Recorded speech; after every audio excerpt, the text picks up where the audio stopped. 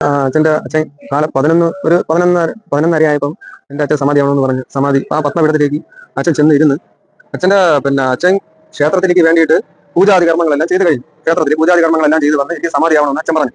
പത്മത്തിലേക്ക് തന്റെ പ്രാണൻ അച്ഛൻ ഇരുത്തി അച്ഛൻ അവിടെ ഇരുന്ന് സമാധിയായി. ഇതിയുടെ ചടങ്ങുകളെല്ലാം ചെയ്ത് ഒരു 11:30 10:30 തുടങ്ങിയത്. 11:30 അച്ഛൻ സമാധി കറക്റ്റ് സമാധിയായി. അവിടുന്ന് പിന്നെ 10 മണിക്കൂർ കഴിഞ്ഞാണ് സുഗന്ധദ്രവ്യങ്ങളും ഭസ്മം കർപ്പൂരം ബാക്കി എല്ലാം ഇട്ട് അച്ഛന് തന്റെ അനാഗത ചക്രം വരെ ഇരുത്തി മൂടിയത്. എന്നിട്ടാണ് അച്ഛൻ ആ ഉയരെയുള്ള കല്ല് തിളക്കല്ല് പാവി ഇത് 3:30 ഗ്രാമമുഹൂർത്തം 3:30 ഈ ചടങ്ങെല്ലാം കഴിഞ്ഞ് തീരും. അച്ഛന്റെ സമാധി ജീവ സമാധിയാണ്. ചന്ദ്രൻ മുത്തശ്ശേരി അടുത്ത് തന്നെ ഉണ്ടായിരുന്നല്ലേ? അടുത്ത് തന്നെ ഉണ്ടായിരുന്നു.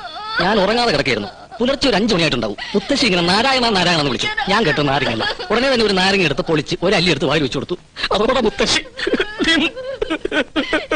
ഏതായാലും നീ നാരങ്ങയുടെ കാര്യം ആരും പറയാൻ പോകണ്ട പുറത്ത്. അതെന്ത്? ചിലപ്പോ കൊലപാതകത്തിന് ഉത്തരം പറയേണ്ടി വരും.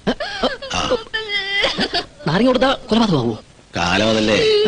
രാഷ്ട്രീയക്കാരെങ്കിലും അറിഞ്ഞ ഇനി പൊട്ടിക്കരഞ്ഞുകൊണ്ട് നിലത്ത് വിണച്ചന്റെ മാറിലേക്ക് അവൾ കാത് ചേർത്ത് വെച്ചു.